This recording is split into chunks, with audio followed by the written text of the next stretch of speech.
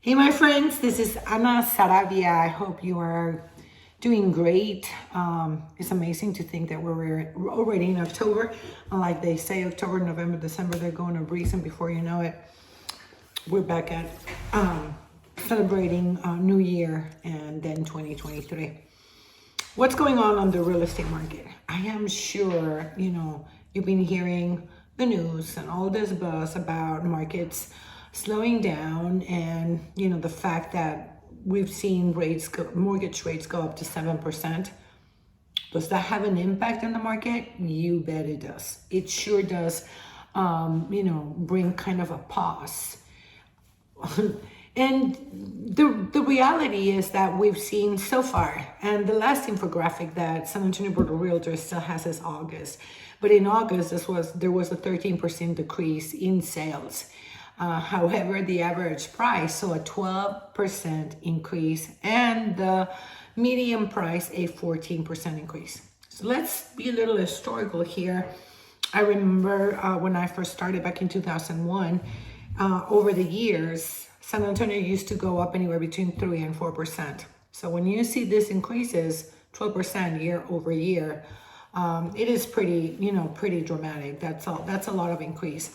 San Antonio, and again, we need to be real estate is such a super hyper local practice, or the results when you hear, all these places slowing down, major metros.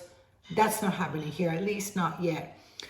Our inventory has gone up. Like at the peak of the crazy market, we had less than a month of inventory. Right now we're at 2.9. 2.9. So what does that mean? 2.9 when a balanced market is 6 and San Antonio usually has 7 to 9. Yeah, that is still very limited inventory for buyers. And obviously buyers are like, I cannot believe I let it go, the purchasing decision, if there was a choice back then, going from 3 to 7. Is that painful? Yeah. I mean, I was reading some statistics because the sector of the market that has been most impacted is luxury. Luxury has come down 25%. And I was looking at some, mortgage payments. I mean, the reality is that for the same price of house, a buyer with a 20% down on a 600 and something purchase is going to be paying $1,000 more than when rates between $1,000 and $1,200 more than when we had rates that were lower than that. So this is shuffling the debt to income ratio. This is also, determining, like, if you were making $139,000 to afford the same house, now you need $179,000 so that you can still comply with those debt to income ratios. And we can talk more about that. I have a great lender, that can explain what are the things that lenders are looking for, to be able to provide you with a mortgage loan. So in short, has the market being affected by high rates? Yes, it is. We've spoken in the past about ways you can offset the higher rates being done through buy downs of rate. Either, the buyer pays for the buy down, or there are programs that allow the seller to pay for the buy down. So just, different ways.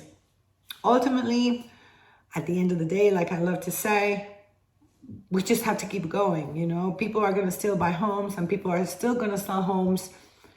And, but when you look at this 12% increases and stuff, I don't know. I mean, I'm not an expert in economy, but 12% year over year price increases versus, what rates are going up.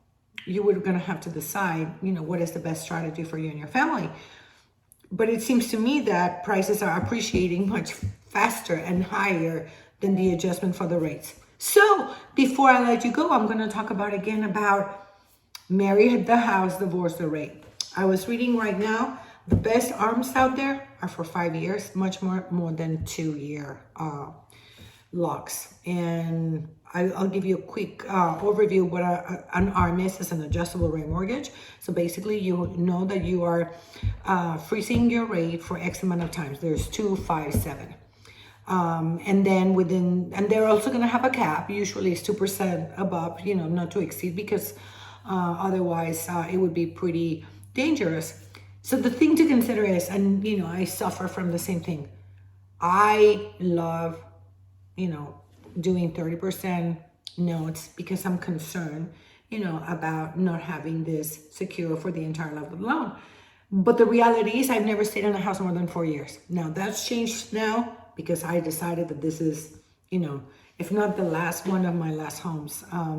So buying a 30% year rate, which by the way, when I bought it, it was pretty high of 4.2 for whatever reason that has to do with taxes and income and yada yada. It was really hard to get, to refinance when the rates were so low. So now I'm grateful that I'm at 4.275. But again, the reality is that you have to consider, and this is what I would love to talk about. If you're going to do an ARM, which is the best ARM? What are your long-term goals in terms of the real estate that you currently own? So I will leave that for another session. But if you have any questions about what I just talked about, feel free to text me. Please subscribe to my channel. We will be sending in our monthly newsletter all the details, the specific details of San Antonio Board of Realtors information that covers San Antonio and its metro area. And again, thank you for watching. Thank you for stopping by. Bye.